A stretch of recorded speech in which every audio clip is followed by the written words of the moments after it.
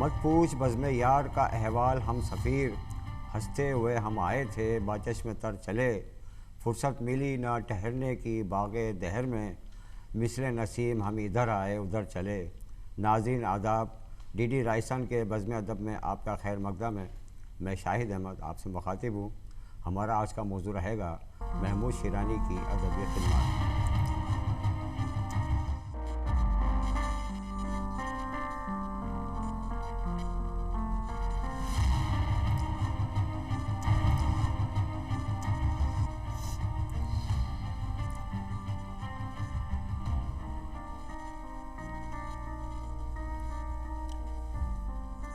ناظرین، محمود شیرانی ہندوستان کے ہی نہیں بلکہ عالمی سطح کے اول درجے کے ناقد، محقق اور لسانیات کے ماہر تھے۔ آپ 1880 میں ٹوک میں پیدا ہوئے اور 1946 میں ٹوک میں ہی انتقال کیا۔ آپ نے اپنی زندگی میں کئی کتابیں لکھی۔ اس کے علاوہ آپ کے بے شمار مقالات ہیں جن کی کئی جلدیں اب تک شائع ہو چکی ہیں۔ 1898 میں آپ نے جودھپور جا کر مڈل کیا۔ اس کے بعد آپ اعلیٰ تعلیم کے لیے پنجاب یونیورسٹی لاہور گئے۔ وہاں سے آپ نے منشی عالم منشی فاضل کا امتحان پاس کیا۔ پھر 1904 میں آپ انگلینڈ بھی گئے، وہاں آپ نے 8-10 سال گزارے۔ وہاں سے واپس آ کر آپ نے لاہور میں اپنے درس و تدریس کا سلسلہ شروع کیا۔ اس پر مزید گفتگو کرنے کے لیے آج جو مہمان، جو ایکسپرٹ ہمارے ساتھ موجود ہیں، میں ان کا تعارف کرا دوں۔ آپ ہیں ڈاکٹر ترنم، آپ کوٹا سے تشریف لائی ہیں، اردو کی جانے مانی اسکالر ہیں۔ ہمارے دوسرے مہمان ہیں ڈاکٹر محمد حسین صاحب، آپ بیکانیر سے تشریف لائے ہیں۔ ڈونگر کالج بیکانیر کے شعبہ اردو میں آپ صدر ہیں اور راجستھان کے تحقیق میں آپ کا جانا مانا نام ہے۔ ہمارے تیسرے مہمان ہیں ڈاکٹر شعیب احمد صاحب، آپ ٹونک سے تشریف لائے ہیں اور اردو کے جانے مانے اسکالر ہیں، ادیب ہیں، شاعر ہیں، فارسیات میں آپ کا اچھا دخل ہے۔ ترنم، میں شروعات کرتے ہوئے آپ سے عرض کرنا چاہوں گا کہ آپ ہمارے ناظرین کو محمود شیرانی کا تعارف کرائیں۔ حافظ محمود خان شیرانی کی شخصیت اردو ادب میں کسی تعارف کے محتاج نہیں ہے۔ آپ ایک بہترین ادیب، محقق، مورخ، نقاد، شاعر، مدرس اور قومی زبان داں تھے۔ آپ کی ولادت 5 اکتوبر 1880 کو راجستھان کے ضلع ٹونک میں ہوئی۔ آپ کے والد کا نام محمد اسماعیل خان شیرانی تھا۔ آپ کے آباء و اجداد کا تعلق شیرانی نامی افغان قبیلے سے تھا جو سلطان محمود غزنوی کے ساتھ ہندوستان آئے اور یہیں سکونت پذیر ہوئے۔ روایت زمانہ کے مطابق آپ کی ابتدائی تعلیم گھر پر ہی والد کی سرپرستی میں ہوئی۔ آپ نے قرآن حفظ کیا اور ساتھ ہی اردو اور فارسی کی تعلیم بھی حاصل کی۔ جی پھر 1897 میں آپ اعلیٰ تعلیم کے لیے اورینٹل کالج لاہور گئے، جہاں آپ نے منشی کامل اور منشی فاضل کے امتحان امتیازی نمبروں سے پاس کیے۔ 1904 میں آپ نے انٹرنس پاس کیا اور قانون کی تعلیم حاصل کرنے لندن چلے گئے۔ ابھی وہاں 2 سال ہی گزرنے پائے تھے کہ 1906 میں آپ کے والد کا انتقال ہو گیا۔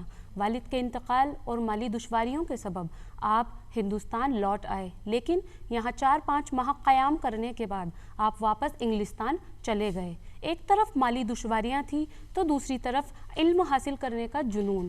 اسی جنون اور ذوق و شوق کو مد نظر رکھتے ہوئے آپ کے ہمدرد پروفیسر آرنلڈ نے آپ کو تحقیقی کاموں پر مأمور کیا اور آپ کی رہنمائی کی۔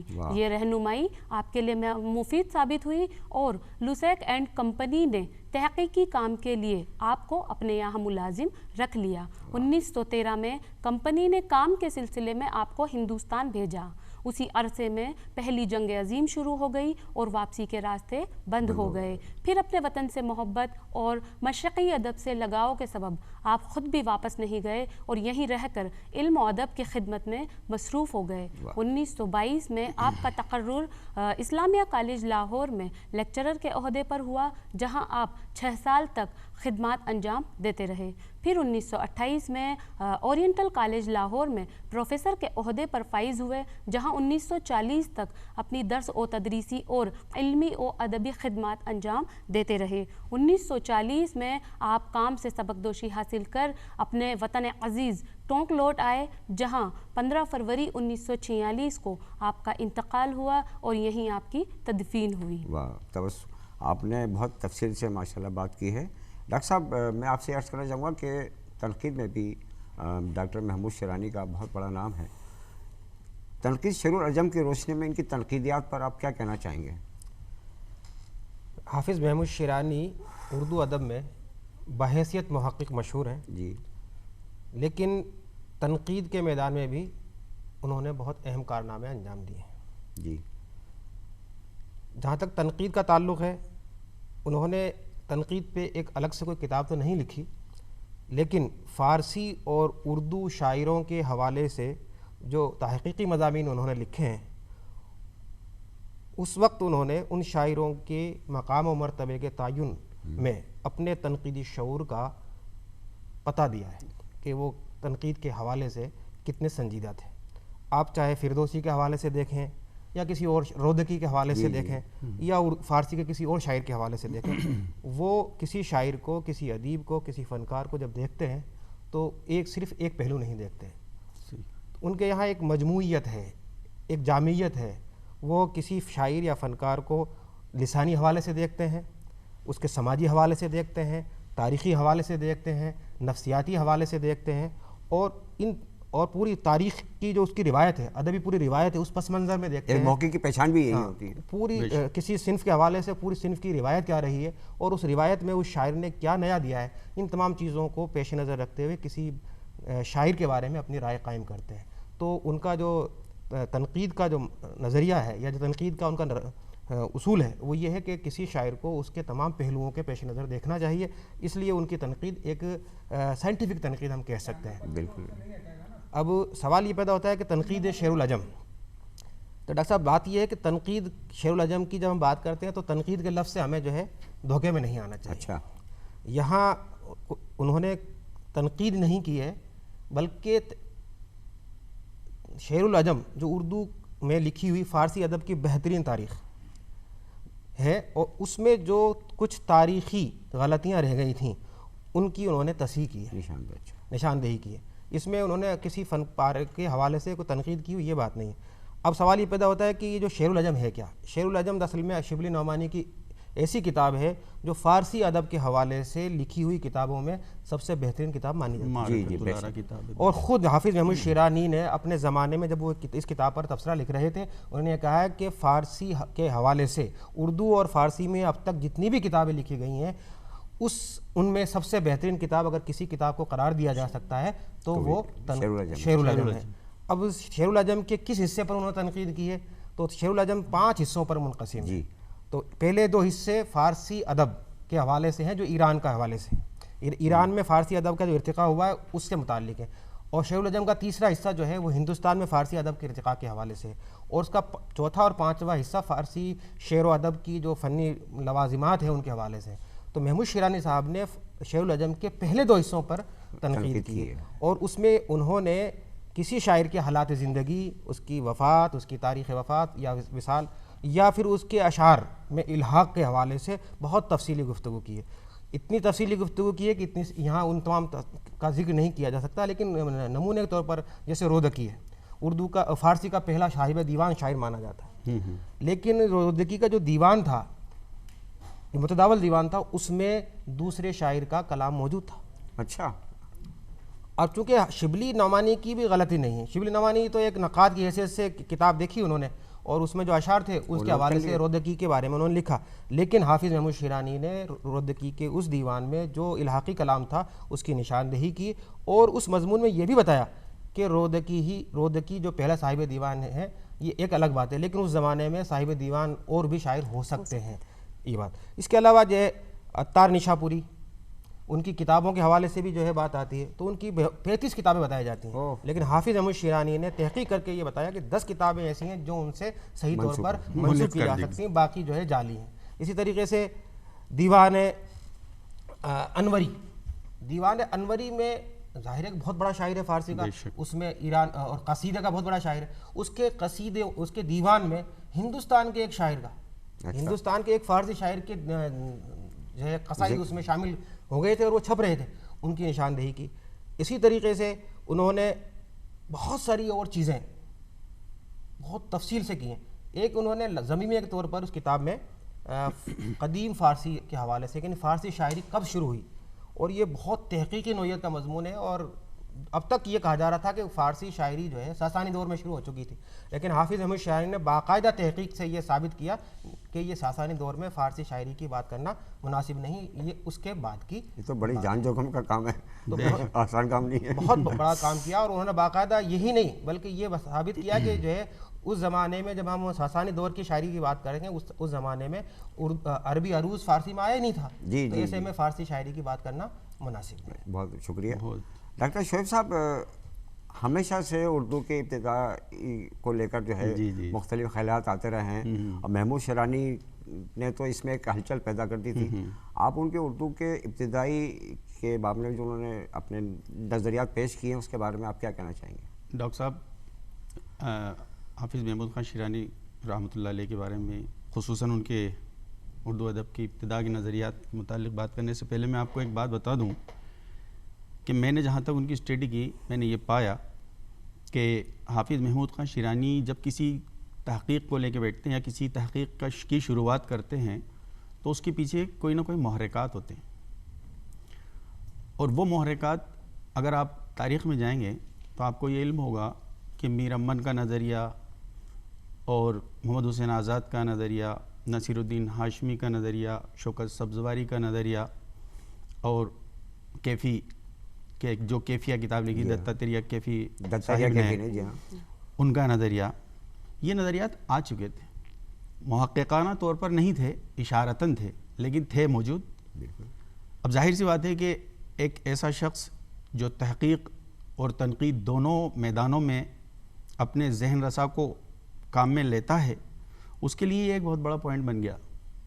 اور اس بیچ میں جو انہوں نے اپنی خود کی تعلیم اور دوسرے جب ان سروس میں تھے آپ کے لاہور میں، تو اس وقت انہوں نے یہاں ایک کتاب باقاعدہ طور پر اس کے مضامین شروعات میں انہوں نے ترتیب دیے، جس کو بعد میں مرتب کیا اور پنجاب میں اردو کے نام سے وہ کتاب سامنے آئی.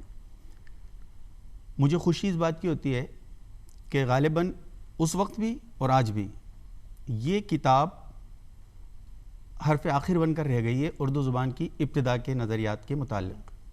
بعد کے لوگوں نے اس کے اوپر تنقیدیں کی ہیں، جیسے مثال کے طور پر مولوی عبدالحق صاحب نے کی، وہ اس پر جو ہے متفق نہیں تھے ان کے نظریے سے. شوکت سبزواری نے کی. انہوں نے جو نظریات اپنے رکھے ہیں اس میں جو انہوں نے بنیاد بنایا ہے، وہ جو گرامر ہوتی ہے، وہ پنجابی زبان کی گرامر کو انہوں نے محسوس کیا، ان کو اس کی پورا اسٹڈی کی. اس کے بعد اردو زبان کی جو بنیادی یعنی اس کی جو گرامر ہے، افعال و تفاعل جسے ہم عربی کے اندر کہتے ہیں، اس کی بنیاد کو اس سے ملایا تو وہ جوڑ بیٹھا. اب انہوں نے یہ نہیں کہا کہ پنجابی ہی جو ہے وہ اس کی ماں ہے یا اس سے نکلی ہے، نہیں. انہوں نے بلکہ یہ کہا ہے کہ پنجابی اور اردو یہ دونوں ایک ہی خطے کی پروردہ ہیں. اب ظاہر سی بات ہے کہ کچھ لوگوں نے ان پر یہ الزام لگا دیا کہ صاحب انہوں نے پنجابی کو جو ہے یہ کہا ہے کہ صاحب پنجابی زبان کو بتا دیا، اس کی والدہ یا اس کی بہن تو کہہ سکتے ہیں، لیکن ماں نہیں ہے وہ. یہ انہوں نے خود نے بھی تسلیم نہیں کیا. وہی کہتے ہیں کہ یہ خطہ ہی ایک گود کی پالی ہوئی دو زبانیں ہیں کہ جب 170 سالہ حکومت سندھ کے اندر، جب نصیر الدین ہاشمی صاحب نے سندھ کا انہوں دکن کا نظریہ دیا، یہ ابتدا میں انہوں نے دے دیا تھا کہ دکن میں اردو. اسی طرح سید سلیمان ندوی نے جو نظریہ دیا کہ صاحب سندھ کے اندر اردو. تو آپ اس میں ایک بہت اہم چیز دیکھ پائیں گے کہ سید سلیمان ندوی جب سندھ کا نظریہ دے رہے ہیں، محمود شیرانی صاحب کے سامنے وہ بات موجود ہے. اب انہوں نے پنجاب میں نظریہ قائم کیا، کیفی صاحب کی وجہ سے اور ریئرسن کی وجہ سے بھی، دونوں نے ایک اشارہ دے دیا تھا کہ پنجاب ہو، ایسا جگہ ہو سکتی ہے. سندھ اور پنجاب دونوں ایک ہی کے تسلط میں ہیں. ظاہر ہے وہاں سے یہاں تک کہ جو تعلقات ہیں وہاں ایک زبان تو استعمال ہو ہی رہی ہے کیونکہ مسلم حکومت وہاں قائم تھی، اور 170 سال تک وہاں حکومت قائم رہی ہے. 170 سال کے بعد میں دہلی ٹرانسفر ہوتا ہے، دہلی کے اندر خروج ہوتا ہے پنجاب سے، اور لسانیت کی بحث تو آج تک جاری ہے. لسانیت کی بحث. اب میں آپ سے کہنا چاہوں گا کہ ان کی جو کتابیں ہیں، حافظ کی تفصیلات کیا ہیں رہے گی، کیا کتابیں رہیں ان کی؟ حافظ محمود خان شیرانی کی علمی و ادبی خدمات کا اعتراف اہل قلم حضرات نے کھلے دل سے کیا. آپ کی شہرائے آفاق تصنیف پنجاب میں اردو 1928 میں انجمن ترقی اردو لاہور سے شائع ہوئی. یہ تصنیف وہی تصنیف ہے جس نے آپ کو اردو ادب میں شہرت و مقبولیت دلوائی. اسی تصنیف پر آپ کو اس زمانے میں 1000 روپے کے انعام سے بھی نوازا گیا. تنقید شعر العجم 1942 میں انجمن ترقی اردو ہند دہلی سے شائع ہوئی۔ ایک تنقیدی مضمون پرتھی راج راسا 1943 میں اورینٹل کالج لاہور سے شائع ہوا۔ فردوسی پر 4 مقالے 1942 میں دہلی سے شائع ہوئے۔ ایک انگریزی مصنفہ ہینڈی اسٹریپ کی تصنیف رائز اینڈ پروگریس آف مومڈرنزم کو ضمیمہ کے ساتھ مرتب کر کے 1911 میں لوسیک اینڈ کمپنی لندن سے شائع کیا۔ آپ کے تنقیدی مضامین کا مجموعہ مقالات شیرانی 7 جلدوں پر مشتمل ہو کر 1966 سے 1976 کے درمیان لاہور سے شائع ہوا۔ خالق باری 1944 میں دہلی سے شائع ہوئی۔ مجموعہ نغز از قدرت اللہ قاسم 1933 میں لاہور سے شائع ہوا۔ آپ نے حضرت امیر خسرو کی فارسی تصنیف خزائن الفتوح کو انگریزی میں ترجمہ کیا۔ مثنوی عروۃ الوثقی از امیر شہاب الدین حکیم کرمانی 1936 میں شائع ہوئی۔ آپ نے قیام انگلستان کے دوران اپنے والد، بھائی اور دوست احباب کو خطوط لکھے جن کی اہمیت مسلم ہے۔ انہی میں سے ایک خط چند لمحے وکٹوریا البرٹ میوزیم میں کے عنوان سے 1903 میں رسالہ مخزن لاہور سے شائع ہوا۔ والد کے نام لندن سے خط 1905 میں المصباح جے پور سے شائع ہوا۔ 1905 میں ہی بھائی کے نام خط شائع ہوا۔ حافظ محمود خان شیرانی کے خطوط پروفیسر محمد اقبال کے نام، یہ خطوط 1951 میں آپ کی وفات کے بعد اورینٹل کالج میگزین لاہور سے شائع ہوئے۔ اس کے علاوہ آپ کے کئی مضامین ہیں جو مقالات شیرانی کی زینت بنے۔ ڈاکٹر صاحب مجھے ایک بات یاد آ رہی ہے کہ اس زمانے میں اعظم گڑھ ورسیز لاہور ایک محاذ تھا اور بڑی علمی اور ادبی گفتگو اور چشمک ہوتی تھی۔ اس کا نتیجہ ہوا کہ ہمارے سامنے ادب کے کئی نئے پہلو سامنے آئے۔ تو اب یہ بتائیے کہ مجموعی طور پر ہم اگر محمود شیرانی کی خدمات کو دیکھیں تو کیا آپ کہنا چاہیں گے؟ ڈاکٹر صاحب محمود شیرانی کی خدمات کو اگر ہم سمیٹنے کی کوشش کریں تو بہت مشکل ہے، لیکن اگر ہم مجموعی طور پر دیکھنے کی کوشش کریں تو حافظ محمود شیرانی کے جو تحقیقی کام ہیں ان کو ہم 2 حصوں میں بانٹ سکتے ہیں۔ اچھا، پہلے تو یہ ہے کہ انہوں نے کچھ ایسی چیزیں تحقیق کی جو اب تک اردو ادب میں ان کے بارے میں ہمیں معلوم نہیں تھا، پہلی بات۔ بے شک۔ دوسرا یہ کہ انہوں نے بہت سا کام جو کیا ہے، بنیادی کام ان کا دوسرا جو ہے وہ یہ ہے کہ انہوں نے اب تک جو تحقیق تھی اس کی تصحیح کی ہے، یعنی کہ اس میں کریکشنز کیے ہیں۔ بہت اچھی۔ 2 ان کے بنیادی ہیں۔ اب جتنا بھی کام ان کا دیکھیں، یا تو انہوں نے جو اب تک جو حقائق آ رہے تھے ان میں ان کی تصحیح کی ہے اور دوسرے نئے حقائق کی دریافت کی ہے۔ 2 بات۔ ایک ان کی تحقیق کا دائرہ صرف اردو نہیں ہے، بہت اچھا۔ ان کی تحقیق کا دائرہ اردو اور فارسی دونوں پر محیط ہے۔ 2 بات۔ تیسری بات یہ کہ ان کی تحقیق کا دائرہ صرف ادب تک محدود نہیں ہے، انہوں نے ادب کے علاوہ تاریخ، سکہ جات، مخطوطات اور موسیقی اور دیگر بہت سارے موضوعات کے کو بھی اپنی تحقیق کے اس میں دائرے میں لیا۔ کیا شخصیت تھی! واہ واہ۔ تیسری بات، انہوں نے لسانیات کے حوالے سے بہت اہم کام کیا، جیسا کہ ابھی شعیب صاحب نے بتایا کہ پنجاب میں اردو ایک لسانی نظریہ انہوں نے پیش کیا۔ تو اگر آپ دیکھیں کہ ان کی جو تحقیق کا جو مجموعی طور پر آپ دیکھیں کہ اردو کے حوالے سے آپ دیکھیں کہ پنجاب میں اردو بڑی اہم کتاب ہے، انہوں نے اس میں نہ صرف جو ہے لسانی نظریہ پیش کیا بلکہ اس زمانے میں تو پنجاب میں جو قدیم اردو شعراء تھے ان کا ذکر ہے باقاعدہ، اور پنجاب میں اردو اصل میں وہ دوبارہ لکھنا بھی چاہتے تھے، تو اس کے بعد پنجاب کے حوالے سے ان کے بہت سارے مضامین آئے۔ اس کے علاوہ انہوں نے جو ایک اہم کارنامہ انجام دیا پرتھوی راج راسا کے حوالے سے، کہ پرتھوی راج راسا کی تصنیف کس کی تصنیف ہے، اس کو لے کے بڑی بحث تھی، اور انہوں نے باقاعدہ دلائل سے ثابت پیش کیا کہ یہ مصنف کی اپنی اصل کتاب نہیں ہے۔ 700 سال بعد کی۔ اس کے علاوہ انہوں نے اردو ادب کے حوالے سے آپ دیکھیں کہ ایسا کوئی محقق جس کا دائرہ اتنا وسیع ہو، میرے خیال سے میری معلومات کے مطابق اردو میں نہیں ہے، جس نے دکن پر لکھا ہو، جس نے جو ہے پنجاب کے حوالے سے لکھا ہو، جس نے جو ہے گجرات کے حوالے سے لکھا ہو، جس نے راجستھان کے حوالے سے لکھا ہو۔ ان کی تحقیقات کا دائرہ تمام ایریوں میں بٹا ہوا ہے۔ گجرات کے حوالے سے آپ دیکھیں گجری ادب پہ ان کے مضامین ملتے ہیں، شمال ہند میں مغل کے دربار میں اردو کے حوالے سے ان کے یہاں مضامین ملتے ہیں، پنجاب میں اردو ان کے یہاں مل رہی ہے، راجستھان میں مہدوی خدمات کے حوالے سے ان کے یہاں مل رہی ہے، ایک فیض عثمانی کے حوالے سے ان کے یہاں مضمون ملتا ہے، ٹونک کے حوالے سے ان کی بہت سارے مضامین ملتے ہیں۔ اس کے علاوہ ان کا بہت بڑا کارنامہ ہے جس کے بارے میں ابھی تک ہم لوگ نہیں جانتے. جی وہ یہ ہے کہ بہت بڑے عروضی بھی تھے. اچھا. انہوں نے عروض پر بہت سارے مضامین بھی لکھے ہیں جن میں ایک بہت اچھا مضمون ان کا ہے کہ رباعی کے اوزان کو کیسے یاد کیا جائے, اس کا آسان طریقہ کیا ہے, یہ ایک مضمون شائع ہوا. اس کے بعد انہوں نے ایک کتاب لکھی تھی عروض جدید کے نام سے. اچھا. لیکن وہ ان کی زندگی میں شائع نہیں ہو سکی, اور یہ کتاب جو ہے پروفیسر عبدالستار صدیقی صاحب کی مشورے سے لکھی جا رہی تھی, اور بالکل ایک نیا نظام انہوں نے عروض کے حوالے سے تیار کیا, جسے بعد میں مقالات شیرانی کی ایک جلد میں شائع کر دیا گیا ہے. اور میں آپ کو عرض کر دوں کہ اب تک محمود شیرانی کے مقالات کے 10 جلدیں اب تک شائع ہو چکی ہیں, جس میں فارسی, اردو, عربی کے بھی کچھ حوالے ہیں, تصوف کا حوالہ ہے. اتنے مضامین ہیں کہ ان کی یہاں کی سب کا احاطہ کرنا بہت مشکل ہے, لیکن اتنا وسیع المیدان نقاد یا محقق اردو ادب میں, یعنی کہ آج کی تاریخ میں بھی اگر ہم ڈھونڈیں گے تو شاید ملنا مشکل ہے. اس لیے وہ اردو تحقیق کے مطلب بانی بھی تھے اور آج تک معیار بھی ہے.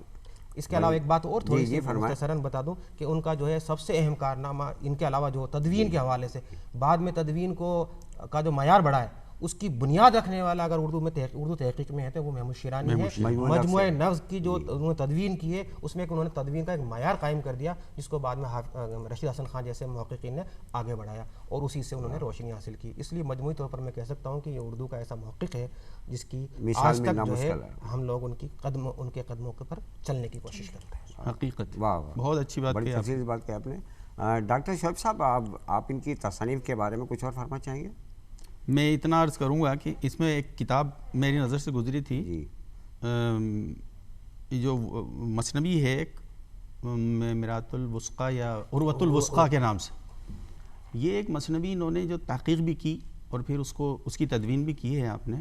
یہ دراصل اس زمانے میں جب اپنا ایم پی وہاں پر ایک جگہ ہے جس کو دھار کہتے ہیں, وہاں پر لکھی گئی یہ کتاب تھی. اور وہاں جن محلات کا اس میں ذکر کیا گیا ہے, میں اکثر وہاں گیا بھی ہوں, 3 دفعہ میں نے وہ محلات دیکھے ہیں, تو واقعتاً وہ ایک ایسی تحقیق ہے ان کی کہ مجھے وہ بہت پسند آئی مثنوی پوری, جس میں 3,500 کے قریب اشعار ہیں. اچھا. ایک تو یہ, دوسری ایک ان کی کتاب خاص کر کے یہ پرتھوی راج راسا جو کتاب ہے, یہ 700 سال بعد انہوں نے ثابت کیا, حالانکہ اس سے پہلے جو اہل سنسکرت تھے وہ باقاعدہ طور پر اس کتاب کو جعلی قرار دے چکے تھے, لیکن محققانہ طور پر اگر کسی نے اس کی جعلیت کو یا اس کی جعلی ہونے کو ثابت کیا تو وہ محمود خان شیرانی ہی ہیں.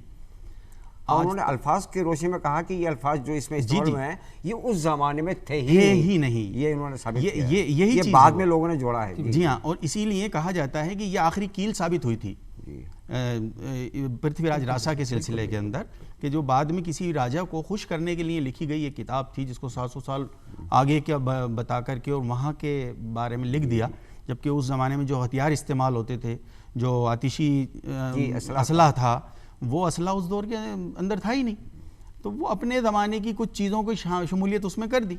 اب ظاہر بات ہے ایک محقق کے لیے یہ بہت آسان بات ہوتی ہے کہ وہ فوراً اس کو کیچ کر لیتا ہے اور حقیقت کو سامنے لے آتا ہے.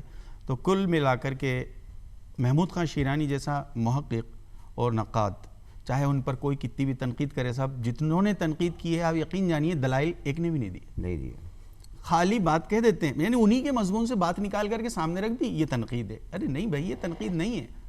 ڈاکٹر صاحب, یہ محمود شیرانی شاعر بھی تھے, انہوں نے کبھی شاعری کو اپنا میدان نہیں بنایا, لیکن ان کی ٹیپو سلطان وغیرہ جو بالکل نظم ہے اور بھی اشعار ہیں, وہ واقعی نہیں, اصل میں دیکھیے کہ وہ شاعر تھے, اور لیکن چونکہ ان کا میدان تحقیق انہوں نے چن لیا تھا تو شاعری پر اتنی توجہ نہیں دے سکے. لیکن جو ان کے اشعار ملتے ہیں ان کو اگر آپ دیکھیں تو ان میں شاعری کا مادہ بہت زبردست تھا, لیکن چونکہ ان کو کام دوسرا کرنا تھا اس لیے وہ اس کی طرف اتنی زیادہ توجہ نہیں دے سکے. ڈاکٹر صاحب, ایک جو ابھی جو بات کر رہے تھے کہ ان کی یہاں جو کتابوں کا, جیسے عروۃ الوثقیٰ کی بات ہے, انہوں نے ایک کتاب کا ذکر کیا تھا,